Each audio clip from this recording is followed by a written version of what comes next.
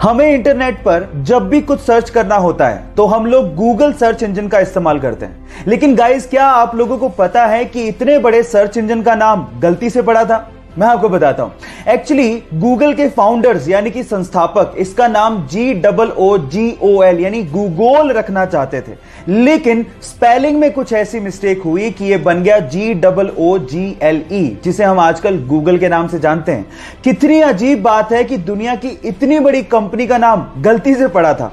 क्या आप लोगों को इससे पहले तक इफेक्ट पता था? और अगर नहीं पता था तो चैट सेक्शन में लिखना मत भूलिएगा।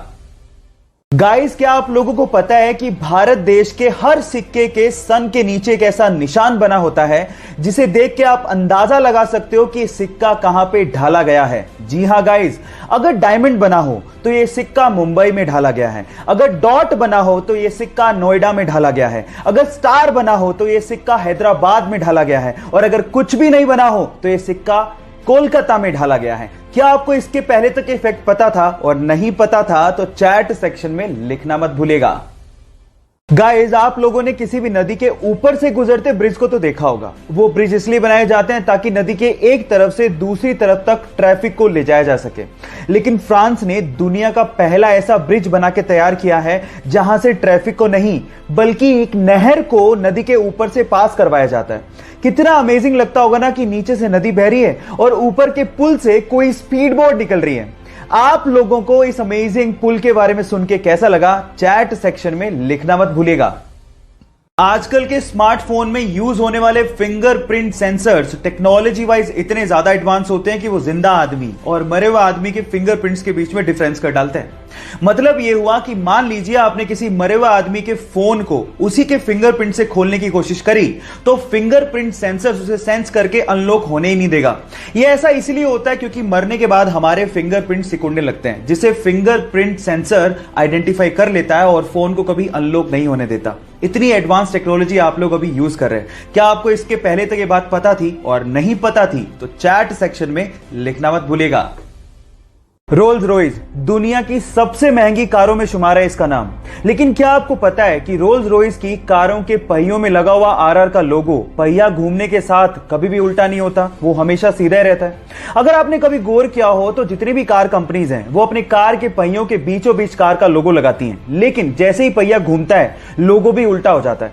लेकिन रोल्स रॉयस की कारों में ऐसा मैकेनिज्म यूज किया गया है जिससे कार का पहिया घूमने के बावजूद भी RR का लोगो हमेशा सीधा ही रहता है। इससे रोल्स रॉयस कंपनी यह संदेश देना चाहती है कि कंपनी हमेशा ऊंचाइयों और सफलता की तरफ देखती है। क्या यह फैक्ट आपको इसके पहले तक पता था? और नहीं पता था तो चैट सेक्शन में लिखना मत भूलिएगा। क्या आप लोगों को पता है कि टॉम क्रूज अपनी अगली मूवी की शूटिंग स्पेस में करने वाले हैं?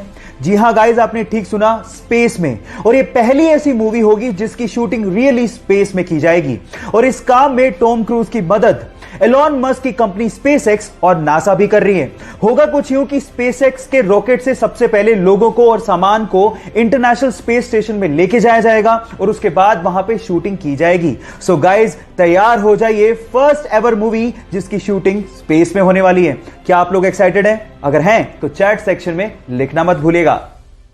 एक बार एक महिला अपने बच्चों के साथ एक ज्वेलरी शॉप पे जाती है और अपनी अंगुली से अंगूठी निकाल के सेल्समैन को देकर ये कहती है कि मुझे इसे बेचना है। तो सेल्समैन अंगूठी देखने के बाद उस महिला से पूछता है कि आप इसे क्यों बेचना चाहते हैं? तो महिला जवाब देती है कि इस वक्त मुझे पैसों की सख्त जरूरत है और अंगूठी बेचने के अलावा मेरे पास कोई चारा ही नहीं है।